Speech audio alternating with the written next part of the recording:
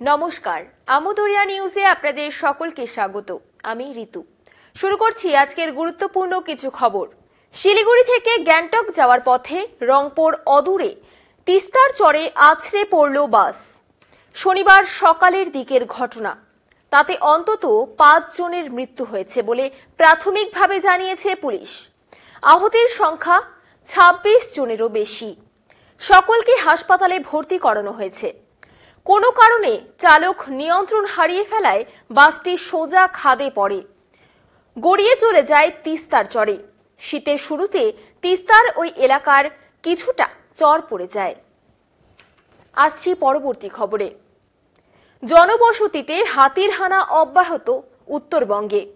বৃহস্পতিবার রাতে বানারহাট ব্লকের কাঁঠালগুড়ি চা বাগানে শ্রমিক কলোনিতে হাতির হানায় জখম হয়েছেন সাবিত্রী ওরাও, বয়স ৮১।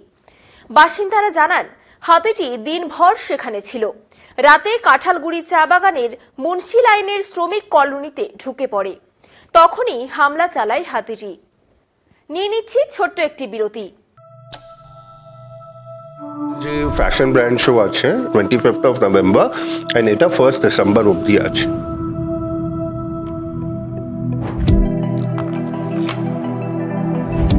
তো যে কোনো কাস্টমার এলে they will definitely get something new. আমাদের অ্যাড্রেস আছে হিমালয় অপটিক্যাল, রামকৃষ্ণ সমিতি বিল্ডিং, পানিডাঙ্কি মোড়, নেক্সট টু SDFC, শিলিগুড়ি।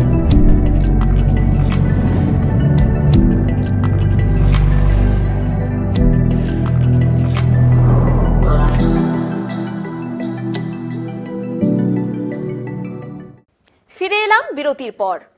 এবার বাংলাদেশের সংখ্যালঘু নির্যাতন ও ইসকনের সন্ন্যাসী চিন্ময় কৃষ্ণ দাসকে গ্রেফতারের ঘটনায় কড়া বিবৃতি দিল RSS। শনিবার RSS এক বিবৃতিতে বাংলাদেশে হিন্দুদের ওপর অত্যাচারের নিন্দা করেছে। সংঘ নেতা দত্তাত্রেয় হোসাবলে সেই বিবৃতিতে জানান, বাংলাদেশে হিন্দু এবং অন্যান্য সমস্ত সংখ্যালঘুদের ওপর ইসলামী চরমপন্থীদের অত্যাচার, সংখ্যালঘু মহিলাদের ওপর হামলা, খুন, লুটপাট, অগ্নিসংযোগ এবং অমানবিক অত্যাচারের ঘটনা খুবই উদ্বেগজনক। কেন্দ্রীয় সরকারের দৃষ্টি আকর্ষণ করছে RSS। এদিকে সংখ্যালঘু হিন্দুদের ওপর অত্যাচারের প্রতিবাদে বাংলাদেশের সঙ্গে ব্যবসা বাণিজ্য বন্ধের ইঙ্গিত দিয়েছে বিজেপির দখলে থাকা ত্রিপুরার সরকার। ত্রিপুরার মুখ্যমন্ত্রী মানিক সরকারের মতে, যা চলছে বাংলাদেশে তাতে তাদের সঙ্গে ত্রিপুরার দিয়ে ব্যবসা বাণিজ্য বন্ধ করা হতে পারে। মুখ্যমন্ত্রী জানান, ইসকনের প্রাক্তন সদস্য ও হিন্দু সন্ন্যাসী চিন্ময় কৃষ্ণ দাসকে গ্রেফতার করা ভারী অন্যায় হয়েছে, কারণ তিনি শান্তিপূর্ণ বিক্ষোভে হিন্দুদের নেতৃত্ব দিয়েছেন। এখন এই পর্যন্তই। পরবর্তীতে ফিরব অন্য খবর নিয়ে। ধন্যবাদ।